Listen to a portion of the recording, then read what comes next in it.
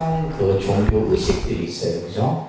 그래서 이제 불교도 여러 다양한 의식들이 이 불교 내에서도 행해지고 있고, 뿐만이 아니라 이제 각 기독교든 또 카톨릭이든 또 이제 각 종교마다 그 종교가 가지고 있는 의례와 의식에 대한 부분들이 있는데, 이제 처음 종교를 접하신 분들이 이제 이러한 의식에 대해서 익숙치 않냐면 굉장히 그 종교에 접근하기가 많이 낯설죠. 특히 이제 불교 같은 경우는 다른 종교와 달리 정말 많은 의례와 의식의 형태들이 있는데, 그것을 이제 공부하는 시간을 갖도록 할 겁니다. 자, 먼저 의례와 의식이라는 용어를 잠깐 여러분들 교재에서 설명하고 있는데, 의례라는 말은 형식을 갖춘 예의다라는 뜻이 이제 의례의 개념적 뜻이에요. 그러니까 형식을 갖췄다. 우리가 예를 들면 합장을 하는데도 그냥 하는 것이 아니라 뭐가 갖추고 형식을 갖추고 있죠. 우리가 절을 하는데도 절을 하는 어떤 형식을 갖추고 있습니다. 그래서 이런 것들은 이제 의례적인 개념이고, 그러한 이제 의례를 갖추어서 베푸는 이제 의식들, 행사들을 우리가 보통 의식이라 한다. 조금 이제 개념상 비슷한데 이렇게 이해하시면 될 것 같아요. 의식이 좀 더 포괄적 의미예요. 그러니까 의례를 포함한 개념이 의식의 개념이다. 그래서 우리는 이제 요즘 보통적으로 이제 종교 의식, 종교 의례 이런 말은 잘 안 쓰는 편이죠, 그죠? 그래서 의례와 의식이라는 말이 좀 개념상 비슷한 것 같지만은 의식의 개념이 좀 더 포괄적이다. 그래서 의식은 하나의 형식이고 격식이다. 이런 어떤 의미로서 여러분들이 이해를 하시면 될 것 같습니다. 그래서 불교 의례적인 측면이나 또 의식이라는 개념에서 봤을 때 여러 가지 이제 이런 형태들을 구분할 수가 있는데, 봉불 의례, 이것을 봉불 의식이라고도 할 수 있고, 그죠? 법회 의례를 법회 의식이라 할 수 있고, 수행 의례를 수행 의식이라고도 표현할 수도 있다. 그래서 의식이라는 말이 좀 더 포괄적으로 많이 쓰여진다는 정도 이해하시면 되겠고, 자, 첫 번째 이제 봉불 의례라고 하는 의식이 있는데, 이것을 이제 우리가 이제 줄여서는 뭐냐면 봉불식이라고도 합니다. 봉불식. 근데 이제 봉불식이라는 용어보다는 여러분들이 점안식이라는 말 들어보셨어요? 점안식. 그래서 우리가 봉불이라는 말, 바로 부처님을 모시는 의식을 봉불식이라고 해요. 부처님을 모시는 의식을 봉불식이라는데, 이 봉불식과 이제 우리가 일반적으로 쓰여지는 것이 점안식이다. 점안식. 이제 부처님을 새롭게 모시는 거죠. 보통 우리가 이제 부처님을 조성하는 사람을 뭐라 이렇게 부르느냐면 불모라고 이렇게 불러요. 우리가 보통 그림을 그리는 사람을 화가라고 하고, 그죠? 이렇게 명칭이 있듯이 부처님을 조성하는 사람을 뭐라 한다고요? 불모라고 해요. 그래서 보통 이제 철 재료로 불상을 조성하기도 하고, 또 나무로 목불 형태로 조성하기도 하고, 때로는 이제 석불, 돌로도 이렇게 하기도 하고, 그죠? 그 다음에 이제 아주 특이한 경우인데 종이로 불상을 지불이라고 해요. 종이로 조성하는 것은 지불 형태. 근데 이제 이런 불상들이 보면 대체적으로 특징이 뭐냐면 불상을 조성할 때 마지막에 이제 뭘로써 장엄을 하냐면 금으로 장엄을 해요. 그죠? 그래서 이제 보통 우리 독림선언도 목불인데 마지막 그 부처님을 이렇게 옷을 입히는 작업이라든지 이런 것들은 뭘로 해요? 금으로. 절이 돈이 많아서 금으로 하는 게 아닙니다. 그런데 보통 이제 태국이나 저 동남아시아 불교권에 가게 되면 이제 실제로 금을 입히는 이런 것들을 우리가 많이 보게 돼요. 그래서 불교 신자들이 부처님 입으신 그 옷에다가 금을 이렇게 붙이는, 더덕더덕 계속 붙입니다. 그래서 직접 금을 그래서 구입을 해서, 그러면 이제 우리가 불상에 이 금을 표현하는 이유가 있어요. 금은 첫째, 금이라는 것은 어떤 성질을 가지고 있어요? 밝게 빛나잖아요. 그죠? 금은 환한 그래서 어둠 속에 있어도 금은 뭐야? 반짝반짝한다. 말이에요. 그래서 이것은 뭘 뜻하냐? 바로 지혜 광명을 뜻하는 거예요. 금이 가지고 있는. 또 이제 금이 가지고 있는 성질은 금은 모든 것을 다 끊어낼 수가 있어요. 일체 모든 번뇌를 다 끊어내지만 금은 뭐요? 어떤 것에 의해서도 오염되지 않아요. 땅 속에 금이 묻혀 있어도 뭐요? 수백 년, 수천 년이 지나도 금은 그대로 금이다. 그러니까 금이 가지고 있는 그런 어떤 상징적인 의미가 이제 이런 의미들이 있다 보니까 우리가 불상을 조성할 때 불상이 가지고 있는 그 외형적인 그 모습을 주로 금으로 이렇게 표현을 해요. 그래서 이제 부처님을 이렇게 모시는 의식인데, 자, 여기서 중요한 것은 불모가, 그죠? 여러 재료로 불상을 조성을 해요. 그 조성한 상태는 하나의 어떤 신앙의 대상이 될 수가 없어요. 그래서 이 저만이라고 하는 것은 어떻게 보면 그러한 뭐 철로 만들었던, 나무로 만들었던, 종이로 만들었던 이제 그 만든 그 불상에다가 뭘 집어넣는 거예요? 생명력을 집어넣는 것이 바로 저만식이에요. 그러니까 생명력을 집어넣는다는 것은 결국 뭐예요? 이제 하나의 어떤 형상의 모습이 아니라 저만식을 통해서 뭘 하게 돼요? 진짜 마치 우리 눈앞에 부처님이 현존하신 것처럼, 그래서 우리가 예배의 대상이 되고 공양을 부처님께 올리고 하는 종교적인 의식이 행해지는 거예요.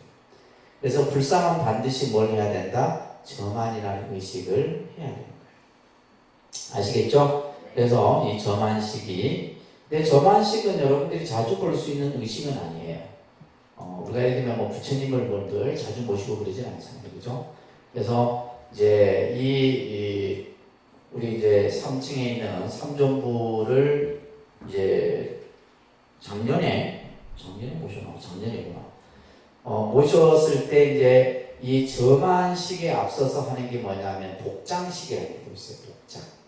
그래서 부처님 이 몸 안에 여러 가지 성물을 그 복장 안에 넣는 거예요. 뭐 사리도 넣고 또 경책을 넣기도 하고 이제 그것은 나중에 수백 년, 수천 년 뒤에 열어지겠죠. 새로 뭐 예를 들면 보수를 한다거나. 그래서 이제 그 복장식에는 보면 어떤 사람이 누가 그죠 시주를 해서 몇 년도에 이 불상을 조성했다라고 하는 그런 어떤 기록이 전부 안에 들어가 있어요. 그래서 지금 요즘에 우리 이제 뭐 국보로 이렇게 이제 지정되는 불상이나 이런 것부터 보게 되면 그 안에 기록이 있어야 돼요. 예를 들면 뭐 조선시대 때 만들어졌던, 고려시대 때 만들어졌던 기록이 있게 되면 그 가치는 더 올라가요. 그래서 이제 그런 것들을 전부 이제 부처님 그 불상 안에 넣는 의식을 무슨 식? 복장식이라고. 그래서 그게 나온 유물들을 뭐라 하냐면 복장유물이라고 해요. 복장유물. 그래서 옛날에는 보면 그 불상 안에 금이라든지 칠보라든지 이런 걸 많이 넣었어요.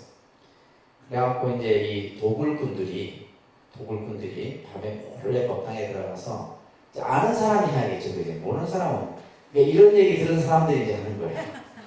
그래갖고 이제 그 안에 금이 있고 막 그 시대에 돈도 있고 막 온갖 걸 다 집어넣거든.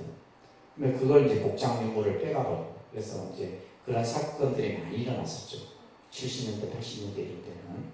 그래서 요즘에는 이제 좀 국보급, 보물급 불상들은 전부 어디로 다 모셔요? 박물관으로 다 모셔요. 모셔놓고 이제 모사 형태의 불상을 모시기로 하고 그렇습니다.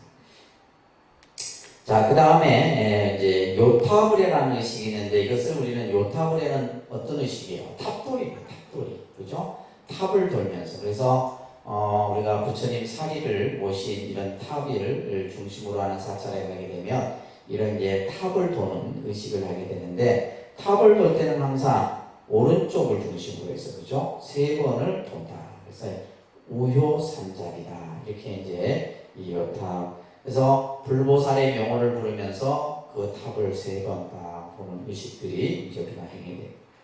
그 다음에 이제 법회 의례 의식에 보게 되면 일반 정기 법회가 있고, 기도 헌공 법회가 있고, 영가 천도 법회가 있고, 그 다음에 화엄 법회, 이런 여러 가지 다양한 법회들이 있어요.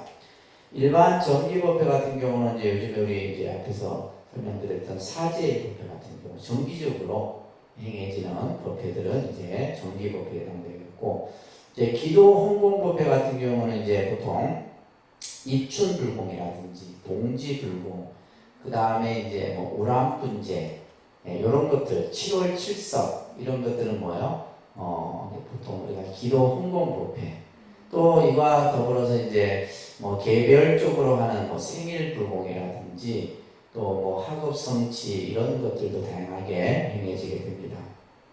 그 다음에 영가천도법회 같은 경우는 우리가 이제 천도제 같은 경우 이런 것들 있을 수 있고, 그렇죠? 그 다음에 하원법회는 그죠? 말 그대로 뭐예요? 결혼식이에요, 결혼식. 그래서 불교식의 결혼식이 있는데 사실 참 좋은데, 보면 이제 결혼식을 어디서 많이 해요? 성당, 교회 이런 데서 이제 보통 이제 그 종교를 믿는 사람들이 주로 그래서 많이 하죠. 근데 우리 절에 다니는 사람들은 절에서 결혼식을 안 해. 근데 이제 사찰 같은 경우는 그런 결혼식을 할 만한 공간들이 없어요. 그래서 이제 서울에 가면 봉은사라든지 이런 절에 보면 예식장을 따로 절에서 운영을 합니다. 그래서 말 그대로 현대 이런 예식장과 똑같은 해서 또 사찰 내에 뭐가 있냐면 결혼 상담소가 있어요. 그래서 우리 결혼을 이렇게 서로 이렇게 해주는 그런 어떤 사무실도 있고 해서 불자들끼리 결혼을 이렇게 인연을 맺어주는 이런 것들이 있게 돼요. 그래서 여러분들 불교식의 결혼식 굉장히 아주 장엄하고 거룩합니다. 근데 이런 것들이 좀 보편화돼야 되는데 좀 안타깝죠, 그죠? 이런 하원법회 이런 것들이 이제 뭐 이 자체가 있는 줄도 모르는 분들이 더 많습니다. 그래서 불교식의 결혼식들이 좀 보편화됐으면 하는 생각을 하는데 아직까지는 우리가 이제 공간적으로 그런 것들을 갖추고 있지 못하죠. 그 다음에 이제 수행의례 같은 경우는 이제 우리가 일반적인 수행을 할 때 참선이라든지 독경, 연불, 사경 이런 어떤 수행을 할 때 기본적인 의식들이 있게 됩니다. 그죠? 자, 이런 것들을 이제 기본 큰 틀을 바탕으로 해서 조금 중요한 의식들 몇 가지만 소개해 올리도록 하겠습니다. 자, 먼저 봉행되는 목적에 따라서 우리가 구분을 할 수가 있는데 봉행되는 목적에 따라서 따라합니다. 예불의식, 홍공의식, 법회의식, 천도의식, 구경의식, 이렇게 다양한 이제 의식의 형태들이 있는데 여러분들이 꼭 이제 신앙생활을 하면서 알아야 할 의식들이에요. 여러분들 신행집 다 갖고 계시죠? 자, 신행집을 한번 펴보시면 이 신행집을 여러분들이 이제 잘 활용을 할 줄 아셔야 됩니다. 32페이지를 한번 펴보시면 32쪽 펴시면 예불의식이라 되어 있죠. 그 예불의식에는 뭐가 수록이 되어 있어요? 예불문, 한글로 된 칠정례, 행선축언, 반야신경, 한글 반야신경.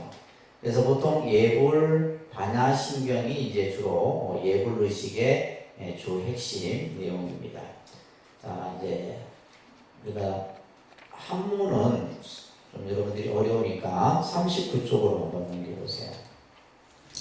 39쪽에 보면 칠정례라고 되어 있어요. 뭐라 되어 있습니까?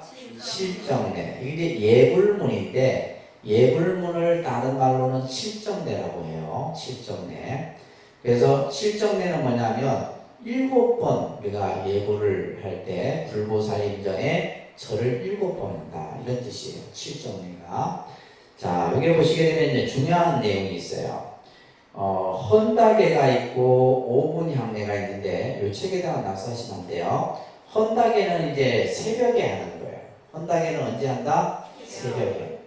그 다음에 5분 향례는 언제예요? 저녁에. 그래서 이것을 우리가 보통 조석 예불이라 하는 거예요. 새벽과 저녁에 하는 예불을 조석이라 하는데, 자, 여기에서 새벽 우리가 예불에는 부처님 전에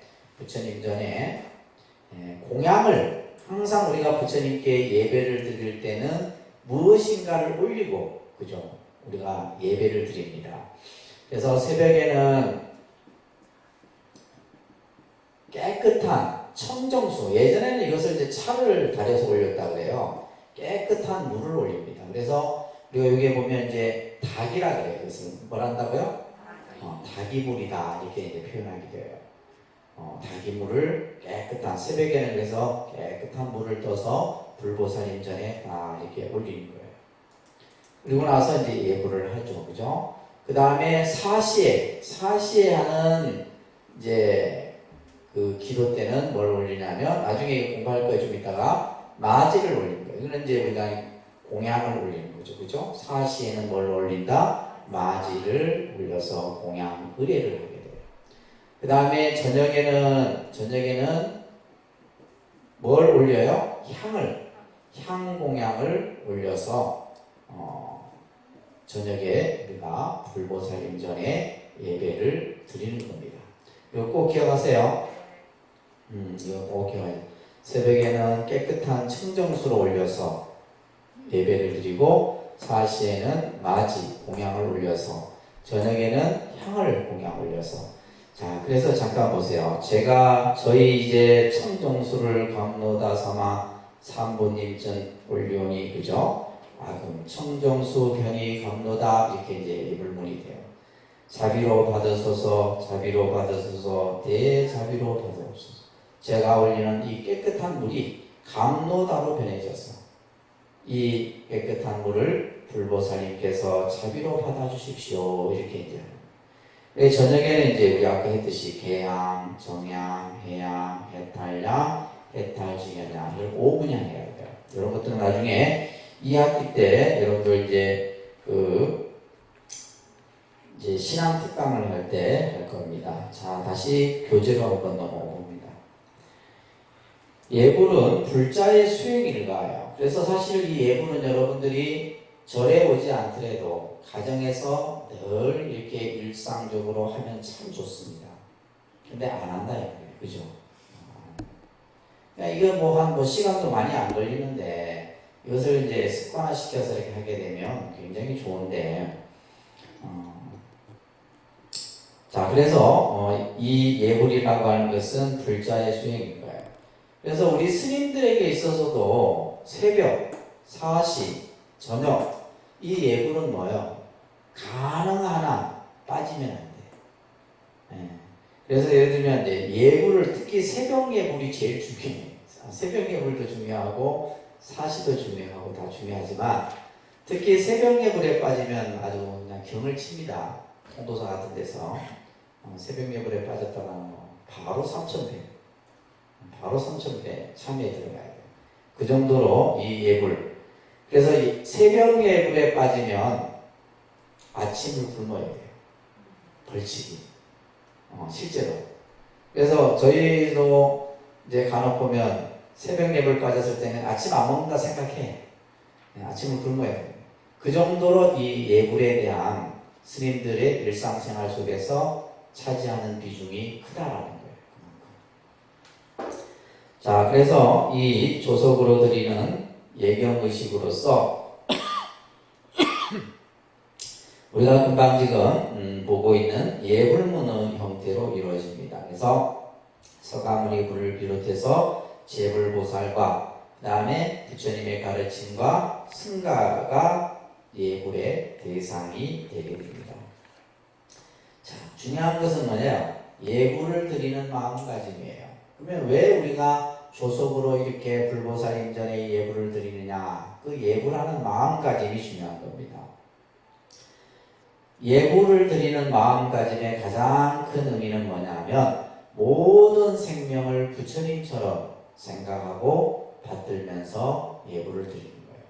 지금 예를 들면 법당에 있는 불상을 보고 예불을 드리는 게 아니라 나와 인연 있는 모든 이들이 다 누구예요? 부처님이다. 그래서 내 가족을 비롯해서 내 이웃, 내 도반, 내 형제 모든 사람들을 전부 부처님 받들듯이 예배의 마음을 갖는 것이 바로 진정한 예불이다. 이게 예불의 가장 중요한 거예요. 그냥 내 눈앞에 있는 불상을 보고 하는 게 아닙니다. 아셨죠? 그러면서 두 번째는 뭐예요? 그 예불을 드리는 마음 속에서 우리 스스로가 어떤 마음을 가져야 되느냐? 이타심을 가져야 돼요. 이타심은 무슨 마음이에요? 남을 이롭게 하는 마음이에요. 내가 조금 손해를 보더라도 요즘 우리 현대인들은 손해보는 걸 딱 싫어하죠. 그죠? 손해보면 굉장히 뭐 기분 나빠하고 자존심 상해하고 내가 무시당하는 것 같고 이렇게 생각하는데 우리 불자들은 그런 마음을 가지면 안 된다 이 말이에요. 이타심은 보살이 가지는 마음의 가장 중요한 마음입니다. 그래서 모든 중생을 부처님 대하듯이 공경하고 또한 남을 존중해주는 마음, 이것이 우리가 항상 예불을 드릴 때 가지는 마음의 자세에서 가장 중요한 내용이에요. 그래서 보통 이제 통도사나 또 이런 이제 일반 개별 사찰에서도 새벽 예불과 저녁 예불을 아주 중요하게 여깁니다. 아시겠죠? 특히 여러분들이 이제 통도사 같은데 새벽 예불 갔다 오시면 정말 환희심이 납니다. 스님들 그 새벽 예불 하는 거 굉장히 자랑스러워요. 요즘에는 이제 뭐 불교 팀이나 이런 데서 간혹 여러분들 새벽에 또 4시에 저녁에 예불하는 게 요즘에 다 TV로 나오죠. 촬영을 다 찍어갖고 그 촬영을 찍어갖고 전부 이제 그 여러분들이 가정에서도 TV를 보면서 예불을 드릴 수 있도록, 그게 요즘에 이제 방송 매체가 발달한 모습이죠, 그죠? 예전에는 이제 그런 모습을 보려고 하면 직접 통도사에 가서 해인사나 이런 데 가서 새벽에 막 시간 기다려서 참여하고 했었는데, 아무튼 우리 불교의 어떤 이 의식 중에 참 여법한 의식이 바로 이 예불의식입니다. 자, 그 다음에 헌공의식을 보도록 할게요. 헌공의식. 자, 여러분들 헌공의식을 보려고 하면, 자, 신행집 49쪽을 넘기시면 신행집 49쪽을 넘겨보세요. 이 헌공이라는 말은 다른 말로는 불공이라는 뜻이에요. 헌공의식은 다른 말로 뭐라 한다고요? 불공. 이 불공이라는 용어는 굉장히 참 오래전부터 쓰여졌던 용어입니다. 사실 요즘에는 이제 불공의 용어보다는 기도라는 용어가 좀 더 보편적으로 쓰여져요. 예를 들면 이제 옛날 우리가 70년대, 80년대 여러분들 부모님 세대들은 절에 뭐 하러 가느냐 하면 불공 드리러 간다. 그러니까 불공이라는 단어가, 그러니까 이 용어도 시대에 따라서 어떻게 돼요? 변화를 합니다. 그래서 요즘에는 불공이라는 단어를 쓰기도 하지만은 전체 이것을 그냥 아울러서 그냥 기도라는 용어로, 이게 굉장히 이제 일상화된 용어 중에 하나죠, 그죠?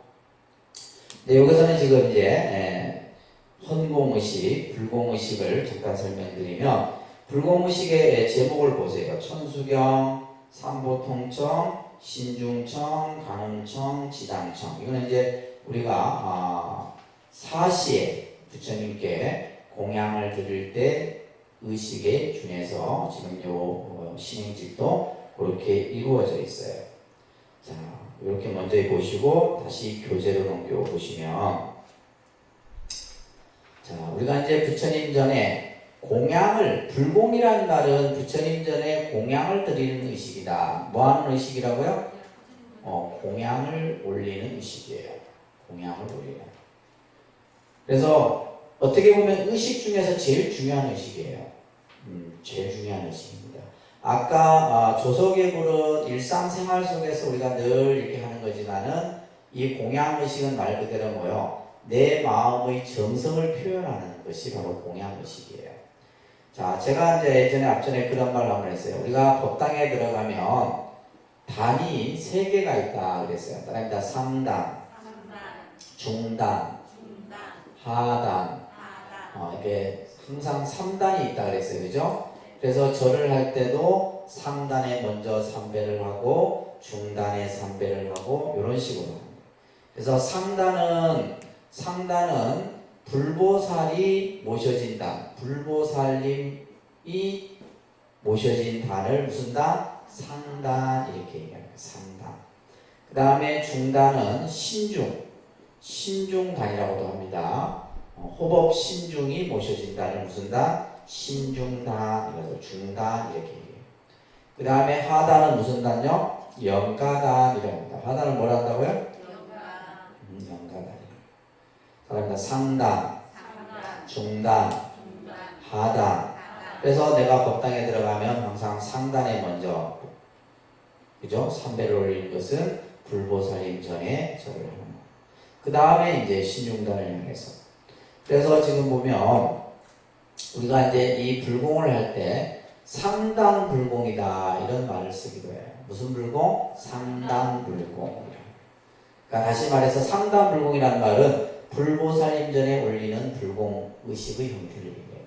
그래서 이것은 주로 이제 우리가 사시에 많이 합니다. 언제 한다고요? 사시. 그래서 이것을 또 다른 말로는 사시불공이다 이런 얘기예요. 용어가 여러 가지죠, 그죠?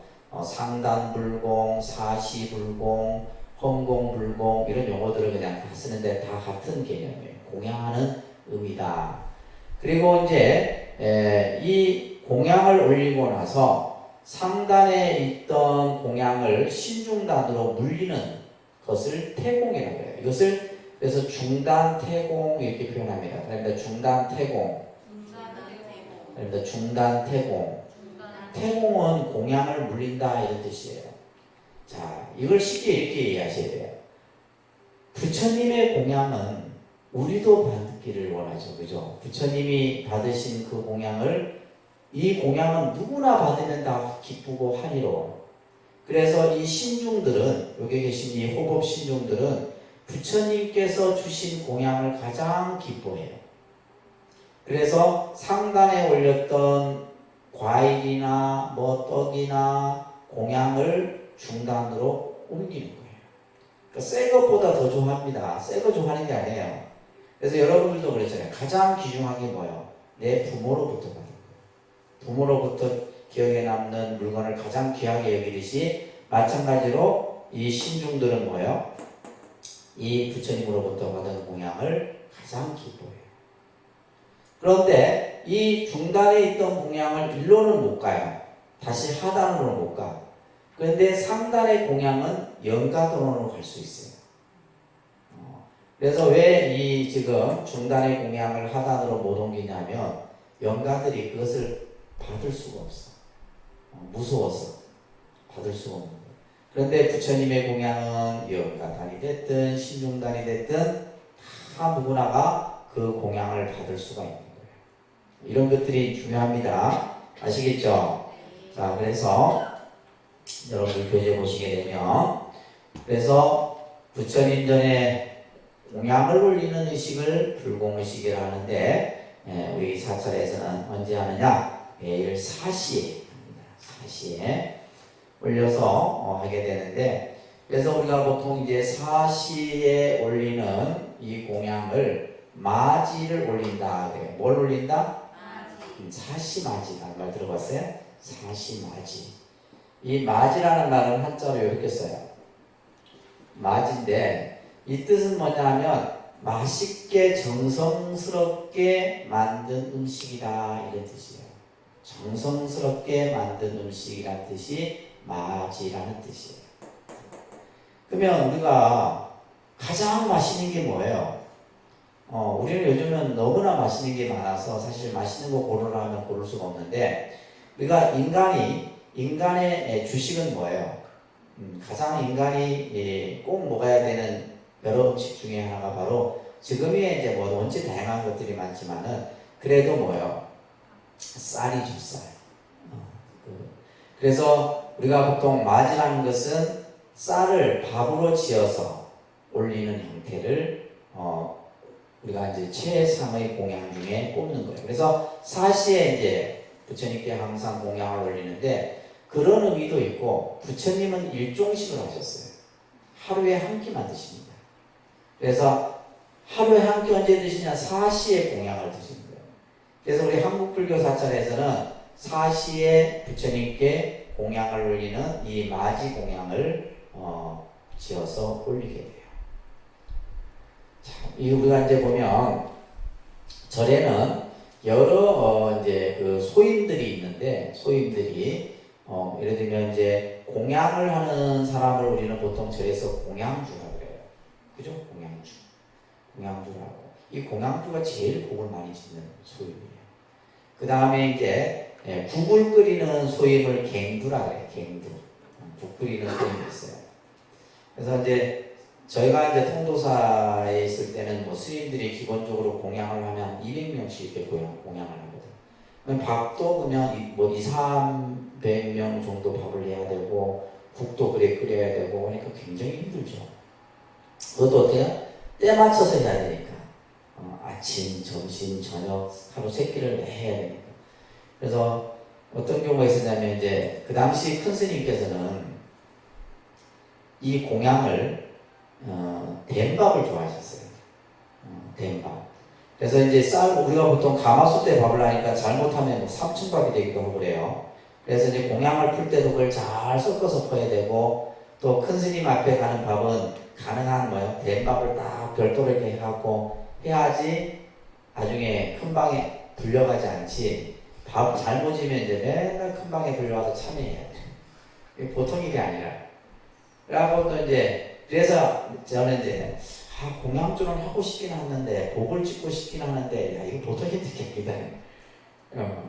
그래서 이제 국을 끓이는 소임도 갱두죠. 이 국도 맨날 이게 이제 맛있니 맛없는 뭐 맨날. 근데 절국은 한정돼 있어요. 절에서 끓이는 국 해봤자 뭐 별 그게 없어요. 맛도 없어요. 왜냐하면 오신채를 안 넣으니까 무슨 맛이 있겠어. 그래갖고 다 스님들이 국 맛없다고 투석투석 되니까 하루는 어느 날 갱두 스님이 밖에 가갖고 그걸 사왔어요. 소고기 다시다를 국에다 넣었어. 국에 놨더니 그날 국이 억수로 맛있다고 다들 근데 그걸 이제 아무도 얘기 안 하고 소고기 다시다 넣었다는 얘기를 안 하고 했는데 그 정도로 이제 그래갖고 저 같은 경우는 이제 그 어떤 소임을 살았었냐면 노공이라는 소임이 있어요. 노공은 뭐냐면 부처님 마지를 짓는 소임이에요. 그래서 통도사는 이 마지를 짓는 곳이 따로 있습니다. 그래서 통도사 같은 경우는 법당이 12법당이고 하기 때문에 13개의 마지를 지어야 돼요. 지어갖고 그러면 그 시간이 되면 이제 스님들이 12명이 쭉 와갖고 마지를 들고 쭉 각 법당마다 쭉 마지를 하는데 바로 이제 이런 식 우리가 이제 마지를 그 할 때도 굉장히 정성을 다해서 마지를 해야 돼요. 엄격하게 아주 굉장히 엄합니다. 이제 그런 식의 이제 정성을 들여서 공양을 우리가 올리고 했던 것이 있었어요. 자, 그래서 이제 부처님께 올리는 모든 것들을 우리는 불공이라 하는데, 자, 그러면 여러분들이 언제 불공을 드리느냐? 언제 불공을 드리는 경우를 잠깐 설명을 하고 있죠. 그쪽 보통 우리가 이제 뭐 절에 가서 뭔가 내가 정성을 드리고자 할 때는 뭔가 내가 하고자 하는 일이 뜻대로 잘 안 될 때, 이번에 절에 가서 그냥 불공이나 올릴까 이런 생각, 옛날로 친다면 요즘에는 이제 기도를 할까 이런 생각을 하겠죠, 그죠? 그래서 뭔가 내가 가지고 있는 문제로부터 벗어나기 위해서 불공을 드리게 되죠. 그래서 요즘에는 이제 이 불공의 형태가 굉장히 다양해졌어요. 뭐 소원성취, 학업성취, 재수대통, 병고쾌차, 선연인연, 뭐 시험 합격, 안전운전 등등 굉장히 많아졌습니다. 굉장히 다양해요. 그거는 우리가 살아가면서 뭔가 삶에 부딪히는 여러 가지 문제들이 다양해졌다는 거예요. 옛날에는 이렇게 다양해지지는 않았었어요. 그래서 이럴 때 이제 보통 불공을 드리는 경우들이. 근데 두 번째가 중요해요. 뭔가 내가 하고자 하는 일이 잘 이루어졌을 때, 그죠? 감사한 일이 생겼을 때 우리는 불공을 드려야 되는데, 불자들은 이때는 그냥 없어요. 답답할 때만 절에 오지 뭔가 잘 될 때는 부처님을 안 찾는단 말이에요. 그래서 이러한 불공을 감사불공이라고 해요. 무슨 불공? 감사. 그죠? 감사하는 마음을 내가 그것에 대해서 마음을 표현했을 때 또 다른 감사한 일이 생기는데, 그래서 이제 이런 것은 교회가 잘합니다. 그래서 교회 같은 경우는 어떤 일이 잘 되면 그 사람들은 뭐요? 감사 헌금을 내고 감사 기도를 드리고 이런 것들을 하게 돼요. 그래서 여러분들도 꼭 감사한 일이 생기면 이런 감사한 마음을 표현할 수 있어요. 아셨죠? 네. 그래서 안 될 때만 찾아오지 말고 잘 될 때도 좀 부처님께 공양을 올리고 하셔야 된다. 그 다음에 세 번째 보시게 되면 부처님의 위실력과 대자대비의 마음을 본받으면서 중생의 고난을 구원하고자 하는 보살의 마음, 이것을 수행불공이라고 합니다. 무슨 불공? 수행불공. 이것은 내가 뭐 어떤 어려운 일이 있거나 감사한 일이 있거나 이걸 떠나서 그냥 일상의 삶 속에서 내가 부처님께 올리는, 중생에게 올리는 이러한 불공을 수행불공이라고 해요. 그래서 대부분 이제 이 세 가지 범주 안에 들어갑니다. 그죠? 그러면 이제 우리가 불공을 드릴 때 있어서 가장 중요한 것, 이건 정말 여러분들 기억해 두세요. 정성입니다. 뭐라고요? 정성. 그래서 우리가 기도든 불공이든 정성이 빠진 것은 아무 소용이 없어요. 근데 요즘 우리 불자들 보면 정성이 없어. 정성이 없어. 정성이 없이 뭘 되기를 바라면 안 되지. 그래서 그러면 정성이라는 게 도대체 뭘까 이런 걸 생각해 볼 때 옛날 여러분들 부모님을 생각하면 돼요. 우리가 지금은 교통이 편리해서 뭐 절 입구까지 차가 탁탁 들어가고 그죠? 뭐 돈만 내면 뭐 쌀도 올려주고 뭐 그냥 떡도 올려주고 이건 정성이 아니에요.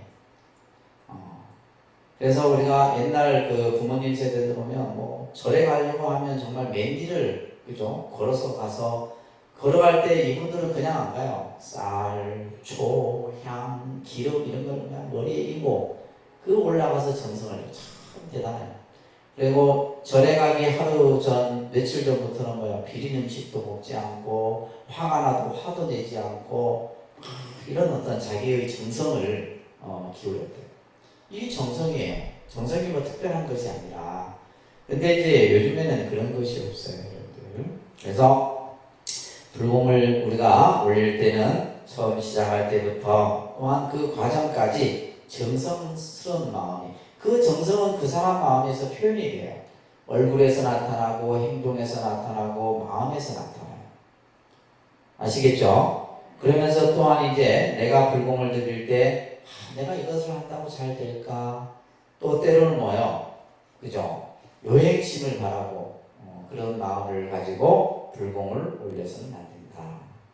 어떤 마음으로 해야 되느냐? 깊은 신심, 말합니다. 깊은 신심, 굳은 마음, 간절한 바램, 곧바른 마음. 그래서 신심, 견심, 원력, 직심 이런 마음을 가지고 여러분들이 기도를 하고 불공을 드려야 된다. 그래서 이 중에 어느 것 하나라도 빠지면 안 돼요. 그 중에서 제일 핵심은 뭐다? 정성이다. 정성이 있으면 다 됩니다. 정성이 부족해서 안 되는 것이지.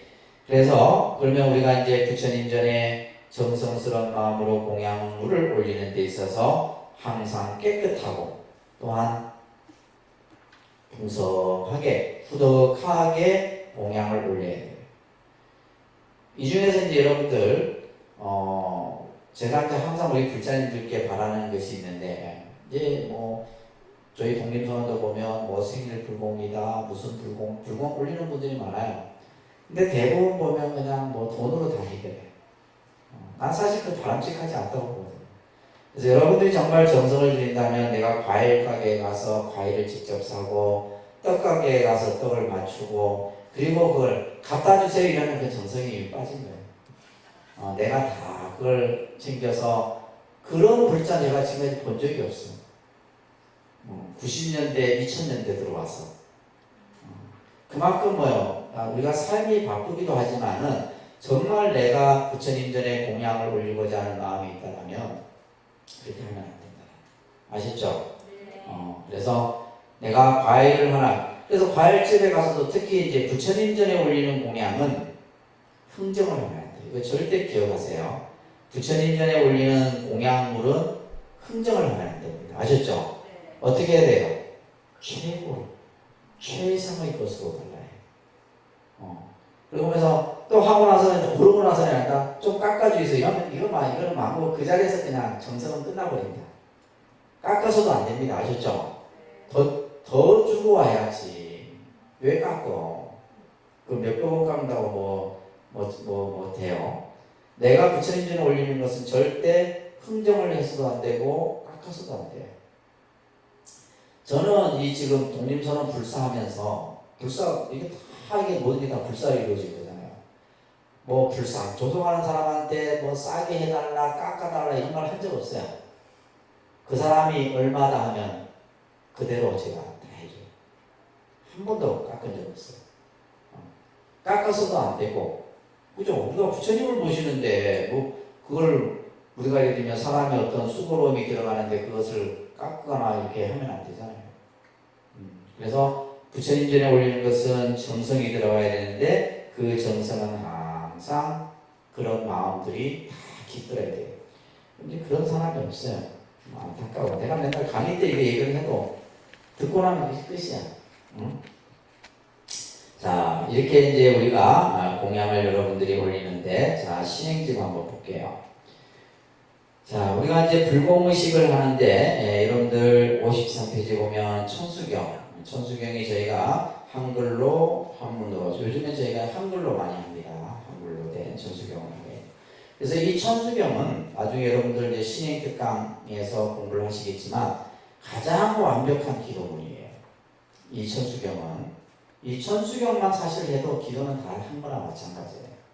그래서 그만큼 우리가 이제 이 천수경은 정말 종파를 초월해서 모든 불자들이 지성하는 내용이 바로 이 천수경이에요.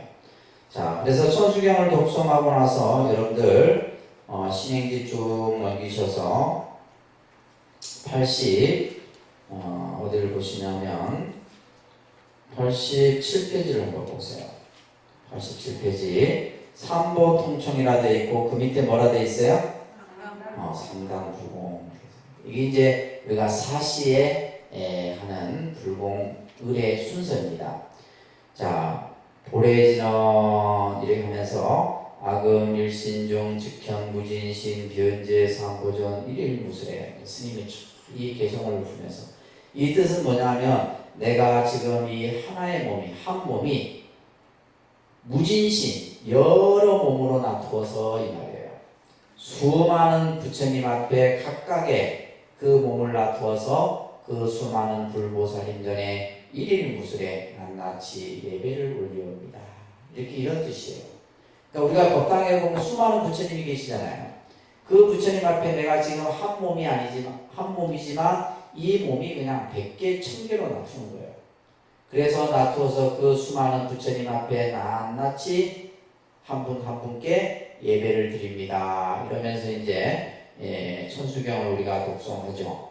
그리고 나서 거부를 해요. 이거는 이제 나무 불타부중, 달마부중, 승가부중 하면서 이제 삼보를 찬탄하면서 절을 3번을 다 해요. 자, 그런데 이 불교 의식의 이 불공의식 같은 경우 처음 절에 오는 분들은 굉장히 어렵습니다. 낯설고. 그래서 대부분 사람들이 옆에 사람을 봐요. 잘하는 사람. 근데 중요한 건 잘하는 사람을 따라해야 되는데 옆 사람도 잘 몰라. 그러니까 이건 일어날 때 엎어져 있고 엎어져야 할 때 일어나고 이런 경우들이 생겨요. 근데 이 교회나 성당은 간단하죠. 왜냐하면 종교의식이 낯설고 이렇게 좀 뭔가 이렇게 복잡하지 않아. 왜? 그 사람들은 그냥 의자에 앉아갖고 기도합시다 하면 손 모으면 되고, 그죠? 찬송합시다 하면 찬송가 부르면 되는데 우리는 보면 절을 할 때 절해야지, 옆에 또 일어나나 안 일어나나 눈치 봐야지, 또 스님이 일어났다가 하고 일어나고 이 동작이 여러 가지 동작이 나와요. 자, 예를 들면 지금 나무 승가우정 강림법회 하면 절을 한 상태예요. 그러면 여러분들은 절을 하고 나서 딱 여기에서 어떻게 돼요? 합장을 하고 계셔야 돼요. 두 손을 모으고 합장을 하고 계셔야 되고, 그러면서 이제 요령을 잡은 스님이 보소청진언, 이건 이제 스님이 하는 부분이에요.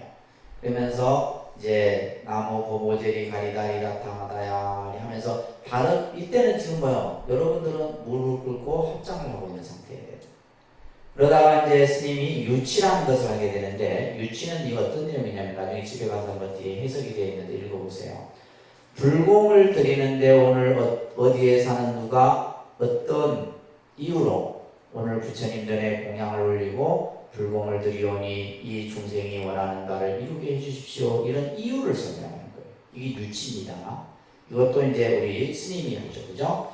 그리고 나서 91쪽에 넘겨가시면 청사라는 것을 하게 되는데 이 청사는 이제 불보살의 명호를 부르면서 이제 스님이 요령을 쭉 흔들어요. 자, 이때 이제 뭘 하냐면 이때 보통 이제 불공을 스님이 둘이서 지낼 때 이때는 이제 목탁을 잡은 스님이 정근이라는 것을 하게 돼요. 뭘 한다고요? 정근. 이 정근을 할 때 뭐가 올라와요? 마지가 올라오는 거예요. 마지가 올라오고 이제 여러분들과 함께 정근을 하면서 불보살의 명호를 부르고 또 요령을 잡은 스님은 이 청사를 계속해서 하게 되는 거예요. 그래서 이제 얘기 다 끝나고 나면 94쪽에 넘겨보시면 이제 정법계지는 옴남 옴남 옴남 하면서 이제 공양이 올려지고 나서 이제 공양을 올리는 의식을 진행을 합니다. 공양, 시방, 조사, 연양, 청정, 미묘보, 삼승, 사과에 달성하면서 이 개송을 또 자 스님이 읊으면서 목탁에 맞춰서 여러분들이 절을 쫙 이렇게 하는 거예요. 섰다가 절했다가 뭐 이렇게 하는 거예요. 그러다가 이제 원수자비에 납수하게 되면 이마를 딱 땅에 대고 그리고 나서 여기서도 합장을 하고 딱 이렇게 합장을 딱 한 상태가 됩니다. 이때 이제 요령을 잡은 스님이 사다란이라는 것을 해요. 진흥공공 하면서 이제 이 연구를 쭉 합니다. 할 때 나무상주 시방 불나무상주 시방 봄나무상주 시방 승 여기 끝나는과 동시에 목탁을 잡은 스님이 뭘 하냐면 97페이지에 보면 예참을 하게 돼요. 예참 지심 정례 공양하면서 그러니까 동시에 같이 이제 막 이게 이제 막 동시에 같이 들어가는 거예요. 요령과 목탁을 잡은 스님. 제가 이렇게 백날 설명해도 여러분들 몰라요. 이해하려면 어떻게 해야 돼요? 상시불공을 참석을 해요. 그러니까 설명을 듣고 참석해서 보시면 아 저렇게 하는 거구나 라는 것을 알 수가 있게 됩니다. 이것은 조계종 사찰은 모든 사찰이 공통적으로 이렇게 하는 겁니다. 아시겠죠? 동도사도 그렇고 저희도 그렇고 범어사도 그렇고 다 이런 룰을 가지고 해요. 그리고 나서 이제 예참을 쭉 하고 나면 여러분들 98페이지 넘겨보시면 98페이지에 이제 보면 보공양진원, 보해양진원 이것을 4대 진원이라고 해요. 그리고 이제 이것은 서서 그죠? 딱 일어난 부동 자세로서 서서 이 4대 진원을 모든 스님과 대중이 함께 합니다. 그죠? 그리고 나서 100페이지 넘겨보시면 탐백이라 해서 부처님을 찬탄하는 개송을 또 해요. 찰진신영가 수지 대정수가 엄지 허공가량 분가의 무능진설 불공덕이다 이러면서 부처님의 공덕을 말로 표현할 수 없음을 찬탄을 해요. 그리고 나서 이제 뭘 해요? 축원을 합니다. 축원. 자, 여기서도 또 중요해요. 이제 모든 이제 불공을 드리고 나서 오늘 불공을 드린 제자들을 부처님 전에 이제 축원을 올리는데 이때 이제 중간에 시작 초에 이제 절을 3번 하죠, 그죠? 근데 여기서부터 이제 문제가 생겨. 왜? 여러분들은 뭘 할 게 없어. 대부분 보면 스님들이 출근할 때 이게 10분이 걸릴 수도 있고 30분이 걸릴 수도 있고 1시간이 걸릴 수도 있다는 거예요. 그럼 이때 뭐 하느냐고. 그래서 이 방법을 가르쳐 드리는 거예요. 스님이 출근이 딱 되면 삼배를 하고 나서는 뭘 해? 여러분들 첫째 발언문을 하셔야 돼요. 그래서 내가 오늘 불공을 하기 위해서 예를 들면 참회 기도를 하러 왔으면 참회 기도 발언문을 하고 내 자녀를 위해서 학업성취 기도를 왔으면 학업성취 발언문 뒤에 발언문이 다 있습니다. 아시겠죠? 뒤에 쭉쭉 보면 발언문이 다 있어요. 그래서 발언문을 하고 나도 시간이 남아. 그러면 여러분들은 뒤에서 보면 딴짓하고 있다가 스님은 막 열심히 출근하고 있는데 괜히 쓸데없이 책만 앞으로 넘겼다가 뒤로 넘겼다가 다 보입니다. 뒤에 눈이 있어갖고 여러분들이 뭐 하는지. 그러니까 이 뭔가 이게 기도든 불공이든 와도 뭔가가 이렇게 체제가 안 잡혀 있는 거예요. 그래서 왜냐하면 이런 것들을 훈련이 안 돼서 그래요. 이건 계속 연습을 통해서 여러분들이 몸에 익어져야 돼요. 그랬을 때 이제 자연스럽게 내가 불공에 참여할 수 있고 기도에 내가 혼자서 할 수 있게 되는 거예요. 그러면 발언을 하고 나서 그 다음부터 뭐예요? 남는 시간, 축원이 끝날 때까지는 염주를 가지고 뭐예요? 부처님의 명호를 계속 부르는 거예요.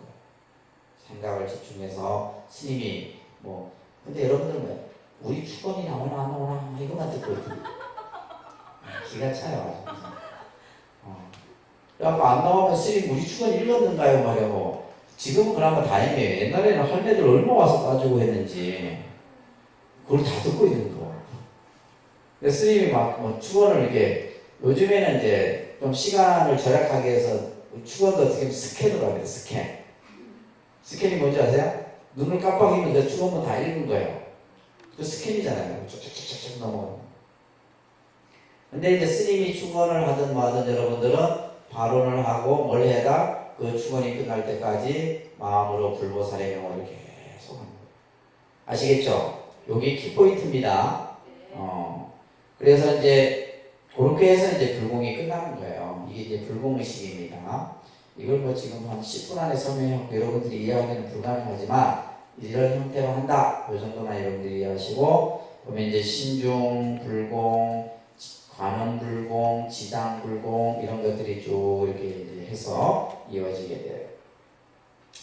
자, 그 다음에 이제 강의 교재를 다시 넘겨보시면 그 다음에 이제 법회의식이 있어요. 그죠? 법회의식. 내일이 저희가 이제 900일을 이제 천일기도 중 900일 들어가는 법회를 하게 되는데 이럴 때 이제 이런 법회의식에 준해서 법회를 하게 됩니다. 스님을 모셔서 그죠? 스님을 모셔서 법회를 하는 이런 의식들이 이제 행해집니다. 그래서 특별 법회라든지 제일 법회 또 고순 초청 법회라든지 이런 법회들이 사찰마다 행해지게 돼요. 자, 그 다음에 여러분들 천도의식이라는 게 있죠, 그죠? 이제 천도의식. 자, 이 천도의식도 여러분들이 꼭 한 번은 사찰에서 이런 천도의식들을 보거나 또 직접 해보시거나 참여해보시거나 경험해보신 분들이 계실 텐데 불교에서는 돌아가신 분을 위해서 부모나 조상을 위해서 그들에게 올리는 공양의식을 천도의식이라고 해요. 그래서 보통 우리가 이제 육아에서는 제사를 지낸다 그래요. 그죠? 제사. 이 제사와 불교에서는 제사라는 말을 안 씁니다. 무슨 용어를 쓰냐면 제를 지낸다 그래요. 뭘 지낸다? 제를 지낸다. 제를 모신다. 제를 지낸다. 이런 표현을 써요. 그러니까 요즘에 그 간혹 TV에 보면 우리말, 고운말 이런 프로 보면 한국말이 어렵더구만. 이게 우리가 예를 들면 주어를 잘못 쓰게 되면 이게 말이 이상한 말이 되고 사실 의식하지 못하고 우리 그냥 뭐 말을 쓰는데 한국말이 어려운 말이에요. 그래서 이 제는 그래서 우리가 보면 사식구제, 천도제, 우람둔제 뭐 할 때 전부 이 제자를 쓰는 거예요. 그래서 제. 근데 이 제자는 어떤 의미냐면 닦을 제자입니다. 무슨 제자? 닦는다라는 뜻을 가지고 있어요. 닦는다. 그래서 불교에서 돌아가신 분을 위해서 지내는 제의 의미는 닦는다라는 의미를 가지고 있어요. 그러면 무엇을 닦느냐 했을 때 영가가 자 우리가 이제 보면 부처님께서는 이 생명이 태어나서 죽고 또 그 다음을 생명의 몸을 받기까지의 과정을 네 가지로 표현을 해요. 자, 첫 번째가 생류입니다. 생류. 다른 데 생류. 태어나는 순간이에요. 태어나는 순간을 생류라 그러고 우리가 예를 들면 사는 생존 기간이 있을 거 아니에요. 그죠? 그걸 본류라 그래요. 그러니까 본류. 요즘은 뭐 100세 시대 하면 100년을 살고 그죠? 인간은 100세, 80세, 70세 다 자기 명운에 따라 다르지만 또 예를 들면 개나 고양이나 또 다 달라요. 그죠? 다 다릅니다. 이 사는 생존 기간을 본류라고 해요. 그러면 살다가 결국에는 죽음을 다 맞이하겠죠. 그죠? 그 죽음의 순간을 뭐라 하냐면 사유라고 하는 거예요. 뭐라 한다고요? 사유. 자, 죽고 나서 그냥 모든 게 딱 끝이 아니다라는 거죠. 다시 뭐요? 다시 생류로, 그죠? 다시 또 다른 생을 받겠죠. 근데 그 이 중간 단계가 있는 거예요. 우리가 죽고 나서 다음 생을 받는 그 중간의 과정을 중류라고 해요. 따라합니다. 중류. 이때 중류 기간에 받은 몸을 중음신이라고 이제 불교에서 얘기합니다. 무슨 신요? 중음신. 여러분들 쉽게 얘기하면 귀신이 중음신이에요. 중음신이에요. 형체가 없는 거예요. 보이지 않는 겁니다. 그래서 죽고 나서 생류 다음 생을 받기까지 이 중류 기간이 49일이에요. 중류 기간이 며칠? 49일이에요. 그러면 49일 이 안에 모든 것이 결정이 돼요. 대부분은 다 결정이 됩니다. 다시 인간으로 태어나든 축생의 몸을 받든 지옥으로 떨어지든 뭐 하여튼 다 결정이 돼요.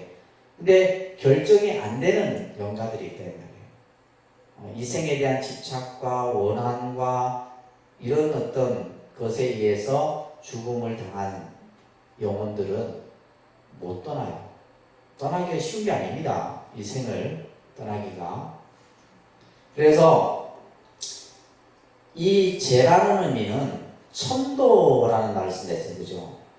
천도라는 것은 좋은 곳으로 보낸다 이런 얘기예요. 그래서 지금 고통받는 어떤 세계가 아닌 정말 행복과 즐거움이 있는 곳으로 보내는 의미가 바로 재 속에 담겨 있는 거예요. 근데 우리가 보통 이제 육아에서의 제사의 의미는 이것은 어떤 의미가 많냐면 음식에 대한 비중이 많아요. 음식에 대한. 그래서 우리가 보통 제사라는 의미는 뭐예요? 음식을 차려서 정성을 내 조상께 표하는 거예요. 그래서 여러분들이 가정에서 제사 지낼 때 제일 신경 쓰는 부분이 뭐예요? 음식이에요. 그냥 절 3번 하기 위해서 뭐예요? 몇 날 며칠을 제사상을 준비하는 거예요. 몇 날 며칠을. 그래서 이 제사 문화는 우리 육아 문화를 근본으로 하고 있죠. 그래서 형제들이 같이 모여서 부모의 은덕을 기리고, 그죠? 또 그러면서 형제 간의 화합을 하는 굉장히 좋은 문화예요. 근데 이런 문화도 요즘 점점 없어지죠. 귀찮다고 다 없어져요. 그러니까 뭐요? 가족의 구성원들이 가족 붕괴가 나타날 수밖에 없는 거예요.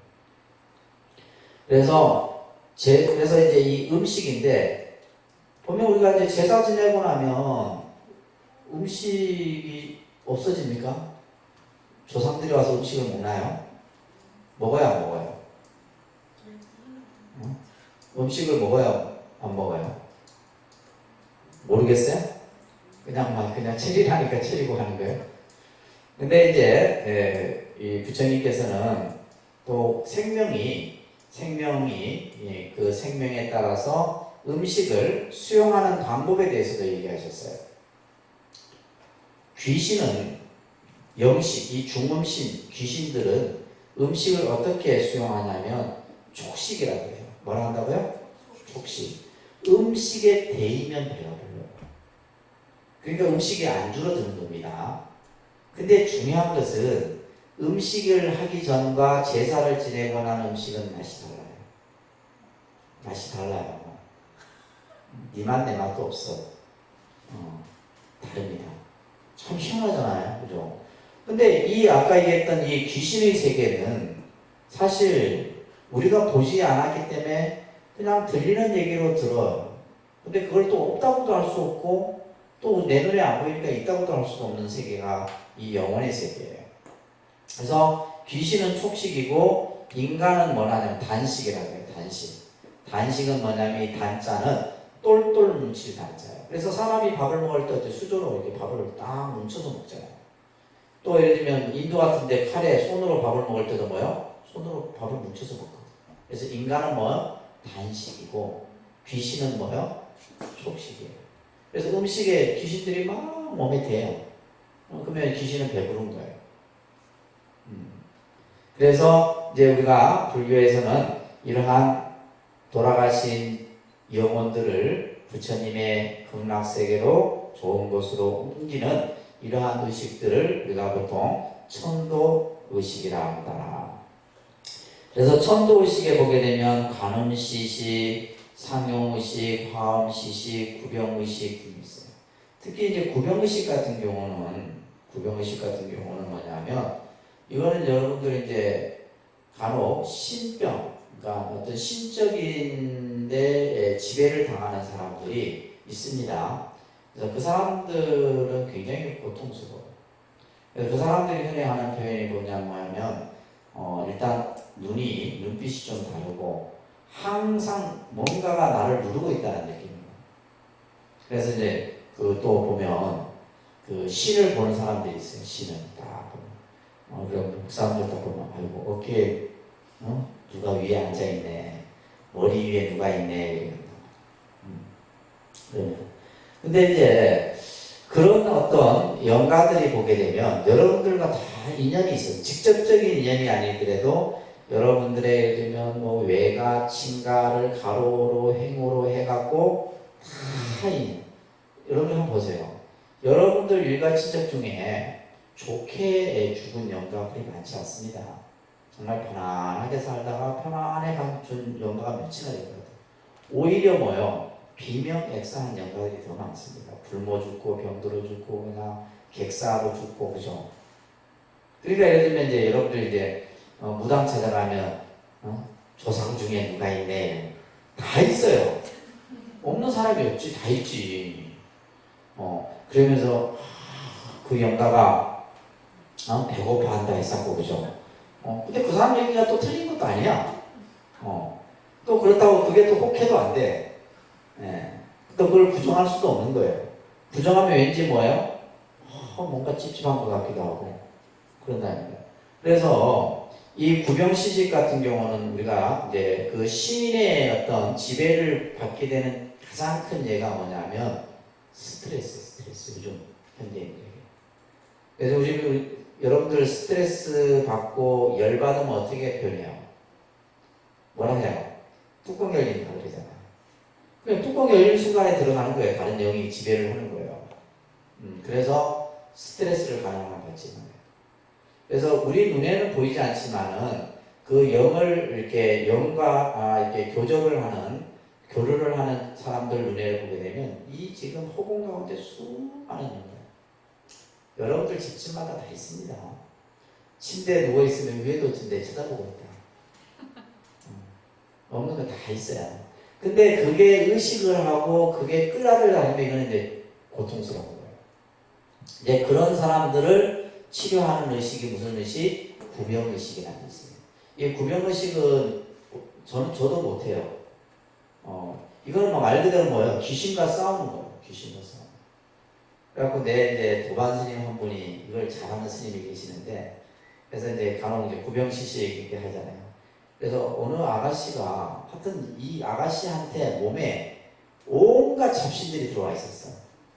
그래갖고 구병시식을 한 3번인가 4번을 했는데 스님이 하다가 막 이 아가씨한테 빵도 맞고, 이 아가씨가 때리는 게 아니에요. 누가 때려요? 그 영이 때리는 거예요. 그래갖고 막 하여튼 그 얘기 들어보면 기도 안 차. 그렇게 해서 이제 그 영을 띄어내는 의식을 하는 것이 구병의식이에요. 아시겠죠? 이런 의식들이 있고, 자, 그 다음에 이제 여러분들이 좀 더 잘 또 알아둬야 될 내용이 기도의식입니다. 기도의 의미는 빈다 이런 뜻이에요. 빈다. 우리가 보통 이 종교 신앙에 있어서 가장 큰 부분을 차지하는 것이 기도죠. 기도. 그래서 인도의 간디도 가장 행복한 시간, 내 인생에서 가장 행복한 시간은 기도하는 시간이다 이런 얘기를 하죠. 근데 우리 불자들은 기도를 할 줄 몰라.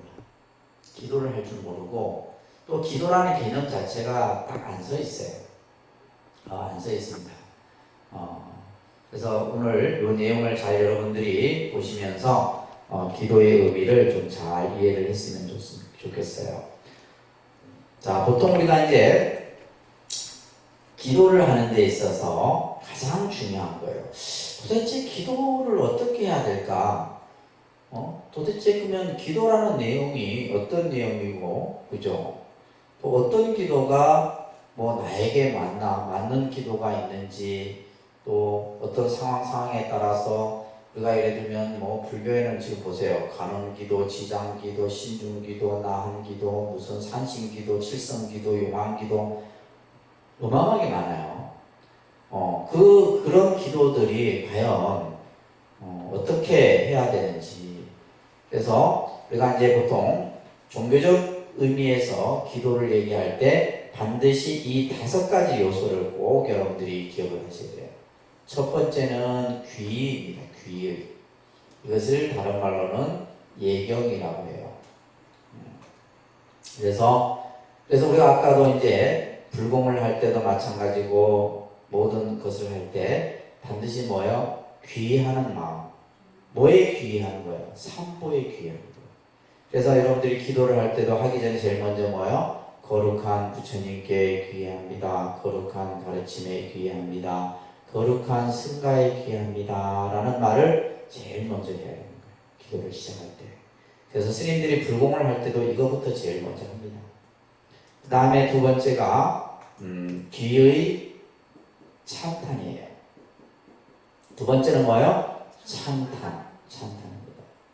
그 다음에 공양, 그 다음에 참회, 발언. 이 내용이 다 들어갔을 때 기도예요. 그러니까 기도를 한다 했을 때, 자, 따라합니다. 귀의, 찬탄, 공양, 참회, 발언. 요 내용이 전부 들어가야 돼요. 자, 특히 이 찬탄은 기도의 80%를 차지하는 것이 찬탄이에요.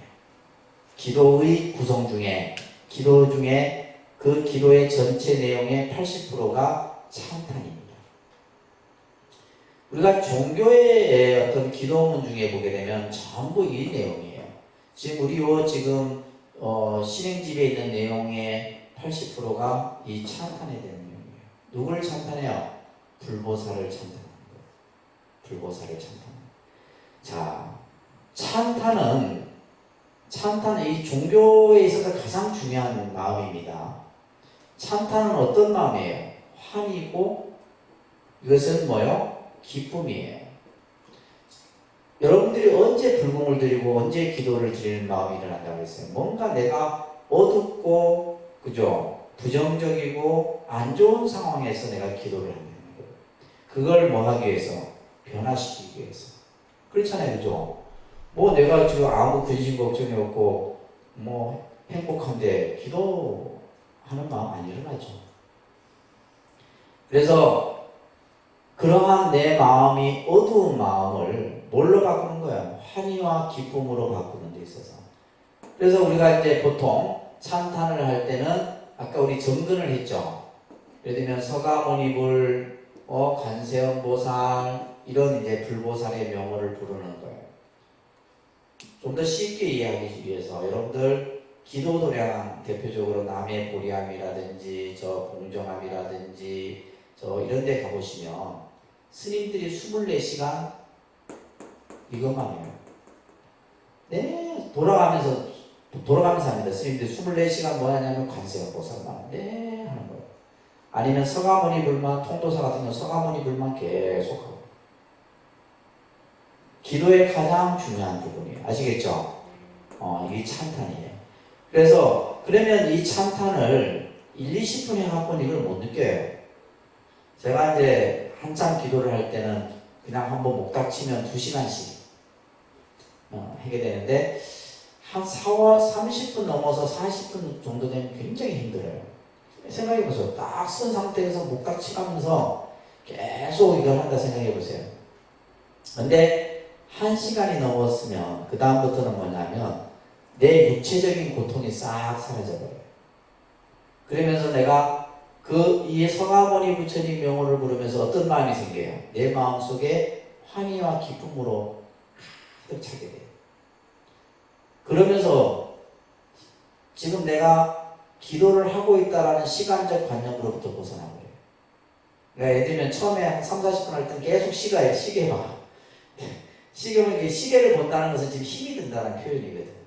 지금 근데 그 시간을 넘어서고 나면 뭐야? 시간과 공간의 개념으로부터 벗어나요. 그래서 뭐 2시간까지 막 어떨 때는 정말 막 그냥 3시간, 4시간이고 막 하고 싶은 그런 마음들이 생기죠.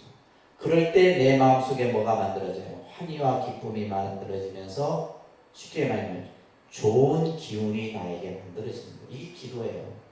그래서 우리가 기도라고 하는 것은 나쁜 기운을 좋은 기운으로 만드는 게 기도예요. 나쁜 기운을 내가 가지고 있는 부정적인 마음을 긍정적인 마음으로 바꾸는 거. 이게 기도인데 왜 다들 기도를 그렇게 어렵게 해요? 근데 중요한 것은 방법을 모르니까. 그래서 찬탄입니다. 내 마음이 기쁘니까 어떻게 돼요? 내 마음이 기쁘고 내 마음이 환히 도우니까 부처님 전에 뭔가 올리고 싶은 어떤 마음이 생겨요? 공양의 마음이 생겨요. 이거는 그냥 자연스럽게 올려지는 거예요. 자연스럽게. 그러면서 내가 지금까지 살아온 내 삶을 뭐 하게 돼요? 반성하고 뉘우치는 참회의 마음이 일어나는 거예요. 내가 지금까지 잘못했구나. 지금까지 내가 어리석었구나. 이런 마음이 일어나면서 마지막에 뭐예요? 내가 새로운 마음가짐을 세우는 발언이 만들어집니다. 이게 기도의 한 그겁니다. 아시겠죠? 이게 하나예요. 이것 중에서 어느 것 하나도 빠지면 그 기도는 잘못된 기도예요. 그래서 우리가 예를 들면 아까도 얘기했듯이 관음기도 무슨 기도 스님들한테 가면 대부분 금강경 몇 번 읽고 다라니 몇 번 하고 이런 식으로만 가르치니까 안 되는 거예요. 이것이 먼저 세워지지 않으면 그리고 나서 자 보세요. 관음기도를 하는 사람은 뒤에 나오겠지만은 경을 읽거나 다라니를 하거나 그거는 이제 방법론적인 것이고 제일 중요한 것은 이 개념이 먼저 갖춰져야 된다. 그래서 기도의 종류 보세요. 호명연불기도. 이게 호명연불은 뭐냐면 불보살의 명호를 부르는 겁니다. 그래서 잠을 잘 때도 관세음보살, 밥을 먹으면서도 관세음보살, 길을 가면서도 관세음보살이 입에서 떠나지 않아야 돼. 근데 우리는 뭐냐면 그냥 법당 가서 1시간 하고 그런 기도했다 생각하고 그걸 마치 기도를 전부 다 생각한단 말이에요. 그건 아니에요. 아시겠죠? 그 다음에 독경기도는 이제 경전을 독송하는 것인데 이 경전 독송은 뭐냐면 내 기도의 마음을 더 한층 신심을 일으키게끔 하기 위한 거예요. 그래서 지장기도하는 사람은 지장경을 독송하고 근데 어떤 사람은 지장경만 독송해. 지장경만 독송해서 어쩌는 거예요? 지장보살을 해야지. 지장보살을 하면서 내가 지장경을 독송하게 되면 지장보살에 뭘 알게 돼요? 지장경에 뭐 써져 있어요? 지장경의 그 많은 내용 중에 핵심이 뭐냐? 지장보살의 원력에 대해서 얘기해요. 원력에 대한. 그러니까 내가 지장보살에 대한 믿음이 강해지는 거죠. 예를 들면 관음경 같은 경우는 관세음보살의 중생을 향한 자비심이 쓰여져 있다. 금강경은 부처님의 지혜가 담겨있고 그러면서 이런 기도를 통해서 내가 그때 기도의 마음을 더 한층 일으키는 거고 또 주력 형태의 기도, 다라니 기도나 옴마니밤 매옴이나 능엄주나 여러 광명지원이나 여러 이런 기도들 형태들이 이제 종류가 있게 되고 제일 중요한 것은 뭐예요? 기도의 자세. 이 내용입니다. 자, 보세요. 불자의 참된 기도의 자세는 불보살의 귀만 하면 저절로 구제된다는 단편적인 생각에서 벗어나야 됩니다. 이 말을 여러분들이 잘 이해를 하셔야 돼요. 우리가 기도를 할 때는 이렇게 스님들이 얘기합니다. 성취된다는 믿음을 가지고 기도를 해라. 이런 얘기를 하고 지금 요게 쓰여져 있는 얘기하고는 조금 아주 뉘앙스가 다릅니다. 예를 들면 그냥 부처님이 내가 원하는 걸 다 들어줘. 다 들어준다. 라는 이런 생각과 기도는 결국 뭐예요? 부처님이 들어주는 게 아니죠. 부처님이 내 소원을 들어주는 게 아니라 내가 그 기도를 성취해 가는 거예요. 그래서 기도라고 하는 것은 뭐예요? 자기 스스로를 위한 수행의, 그죠? 자각의 성취가 바로 기도다. 자, 이 얘기예요. 내가 관음 기도를 하면 관세음보살이 내 소원을 들어주는 게 아니다 이 말이에요. 그러면 무슨 말이냐면 내가 관음이 돼서 내가 이루고자 하는 것을 이루는 것이 바로 관음 기도예요. 지장 기도도 마찬가지고 어떤 기도도 마찬가지예요. 근데 우리는 뭐냐면 기도를 하면서 부처님이 내 기도를 들어주고, 부처님이 뭐 할 일이 없어요. 부처님이 들어주는 게 아니에요. 예를 들면 관세음보살이 들어주고 무슨 지장보살이 들어주는 게 아니에요. 내가 내 원력으로 그 기도를 내가 뭐 하는 거예요? 성취하는 거예요. 그랬을 때 여러분들이, 그러니까 이런 생각을 가지게 되면 이제 여러분들이 어떤 생각을 하냐면 부처님이 영험 있는 부처님, 영험 없는 부처님, 이런 소리를 했어요. 부처님이 무슨 뭐 영험이 있고 영험이 없고 그런 게 있어요. 그래서 그런 생각을 가져서는 안 된다. 또 기도가 자신의 이기심과 탐욕적인 마음에서 비롯된 것이라면 이 기도는 잘못된 것이다. 다시 말해서 이기적인 욕심으로부터 벗어나야 돼요. 그렇죠? 우리가 처음에 기도를 할 때는 내 가족, 내 자식, 내 남편이 잘 되기를 바라서 기도를 해요. 근데 그 기도가 완성이 되어가는 과정 속에서는 뭐예요? 내 가족에 대한 대상이 아니라 뭐예요? 모든 사람을 위한 대상으로 넓혀져 버려요. 쉽게 얘기해서, 그래서 스님들이 보통 이제 공부하는 아이들을 시험 이렇게 기도를 하는 분들에게 학업자 수분성취 이렇게 기도를 해요. 학업자. 학문을 닦는 사람은 닦은 만큼 그 결과가 이루어지기를 기도를 해요. 예를 들면 기도한다 해서 무조건 합격해야 된다 이게 아니잖아요. 닦은 만큼 이루어지는 거예요. 내가 노력한 만큼 그 결과가 이루어지는 거예요. 이게 기도라는 겁니다. 그래서 이제 특히 이 수능 기도 같은 경우도 보면 굉장히 여러분들이, 그러니까 뭐 꼭 어떤 대학을 가기 위해서, 좋은 대학을 가기 위해서 내가 수능 기도를 한다 이렇게 생각하는 경우들이 많아요. 근데 사실은 우리가 이제 여러분들이 특별히 살면서 크게 기도할 이런 시기가 별로 없어요. 유일하게 있는 게 이제 고3 자녀들을 둔 그죠, 학부모 입장에서 우리 아이가 이제, 근데 요즘에는 이제 입시 제도가 또 바뀌다 보니까 요 좀 기도의 패턴도 또 바뀝니다. 10년 전하고 지금은 또 바뀌어졌어요. 지금은 뭐 수시가 있고 그죠, 정시가 있고 하니까 수시하는 엄마들은 아예 기도도 안 올린다. 수시에 해갖고 하는. 그리고 또 재밌는 건 뭐냐면 우리 아이가 공부 못하면 아예 또 기도도 안 올려요. 내가 기도한다고 뭐 지놈이 뭐 서울대를 가겠어, 저 스카이를 가겠어, 아예 기도를 안 해요.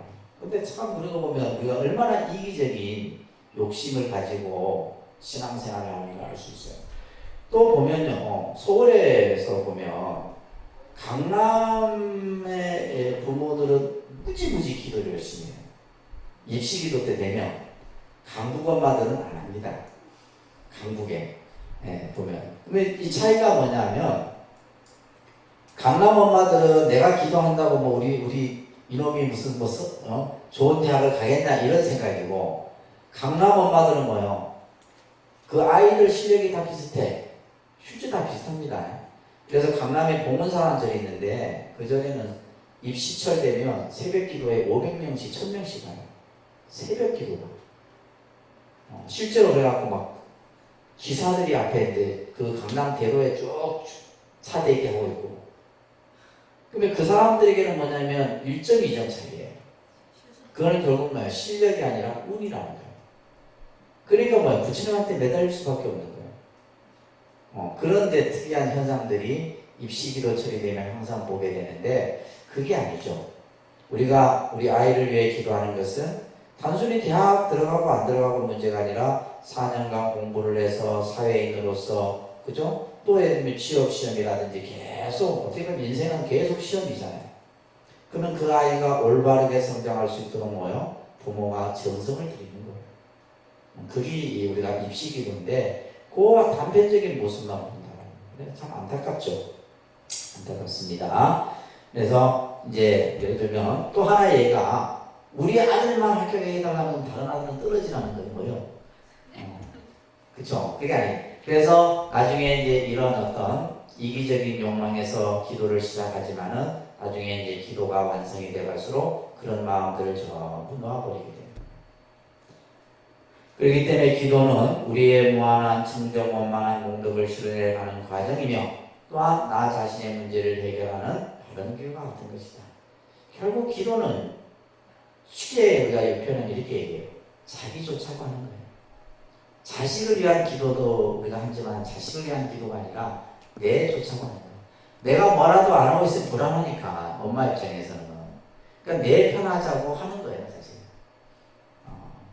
그래서 그러면서 뭐요? 부모는 자기가 기도를 통해서 오히려 자기가 더 많은 깨달음을 얻고 자기 수행이 더 이루어지는 거예요.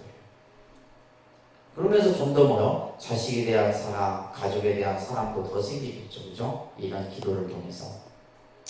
그 다음에 기도는 뭐요? 일회성에 그쳐서는 안 돼. 그러니까 신도들은 보면 딱 입시 끝나면 기도 안 해. 입시 기도 딱 끝나고 나면 그걸로 땡이에요. 아니에요. 기도는 늘 쉼없이 여러분들이 스스로 자신의 청정한 마음을 닦아가는 지속적인 수행이 바로 기도에서 만들어져야 됩니다. 또 우리가 기도를 하는 데 있어서 이 부분도 중요한 부분이에요. 기도를 우리가 하다 보면 마장이 꼭 생겨요. 마장은 뭐냐면 장애라는 뜻입니다. 내가 기도를 하는데 항상 어떤 문제가 생겨요. 그러니까 이런 말을 자꾸 스님들이 하니까 어떤 분은 스님은 마장 안 생기려면 기도 안 하면 되겠네요. 그러면 그 마장이 사실은 더 크게 여러분들을 덮치는 거예요. 지금 내가 기도를 그만큼 하고 있으니까 그나마 그 정도로 온 것이지 기도를 안 한다라면 그 마장은 오히려 엄청난 그냥 가랑비로 지나갈 것을 뭐요? 태풍의 비바람으로 맞이할 수도 있다는 거예요. 그래서 이 마장이라고 하는 것은 그래서 우리가 이제 흔히 우리나라 속담에도 좋은 일이 생길 때 그죠? 항상 안 좋은 일도 따라서 만들어져요. 호사가 말하는 말이 있잖아요. 그래서 좋은 일이 생기면 항상 경계를 해야 됩니다. 근데 우리는 좋은 일이 생기면 그냥 마음을 풀어놔버립니다. 그래서 또 보면 이 보이지 않는 무엇인가가 여러분들 잘 되는 꼴을 못 봐. 있어요. 뭔지 몰라요. 하여튼 여러분들이 뭔가 잘 되면 꼭 안 되는 걸 하나를 꼭 또 줘. 그래서 우리가 예를 들면 부처님도 보리수 아래에서 수행을 할 때 그 수행을 못하게끔 얼마나 장애가 많이 일어났어요. 부처가 못 되도록 막 그냥 마장을 일으켰다는 거예요. 그것과 마찬가지로 우리가 기도를 하다 보면 결국 그것은 뭐냐면 수많은 장애와 시련과 고난을 이겨내야 된다는 말이에요. 기도를 하면서도 마찬가지고 여러분들이 살아가는 데 있어서도 얼마나 많은 장애들이 여러분들 앞에 있었어요. 그것을 다 하나하나 이겨내고 지혜롭게 해결함으로써 여러분들이 지금 이 자리에 계신 거잖아요. 그죠? 그래서 이러한 마장에 내가 현혹돼서는 안 되고 휘둘려서도 안 된다. 그래서 부처님께서 마지막 구절에 같이 따라합니다. 수행하는데 마장 얻기를 바라지 마라. 수행하는데 마가 없으면 서운이 굳건해지지 못하나니. 그래서 부처님이 말씀하시기를 모든 방법으로서 수행을 도와주는 것을 삼으라 하셨다. 그죠? 우리가 공부든 세상살이를 살아가는 데 있어서 장애 없기를 바라면 안 돼요. 장애라는 것은 언제든지 항상 만들어지게 마련이에요. 근데 중요한 것은 그 장애나 마장을 어떻게 잘 지혜롭게 이겨내느냐가 더 중요한 거죠. 그죠? 그래서 여러분들이 이 종교 신앙을 하는 데 있어서도 이러한 여러 가지 오늘 배웠던 다양한 종교 의식 속에 이게 그냥 짧은 몇 시간 안에 이걸 여러분들이 이해하기는 어렵지만은 앞으로 신앙생활 하면서 또 이런 종교 의식이 있다라면 그런데 참여도 해보고 직접 해보기도 하고 하면서 하나하나 이제 배워 나가는 거예요. 아시겠죠? 그래서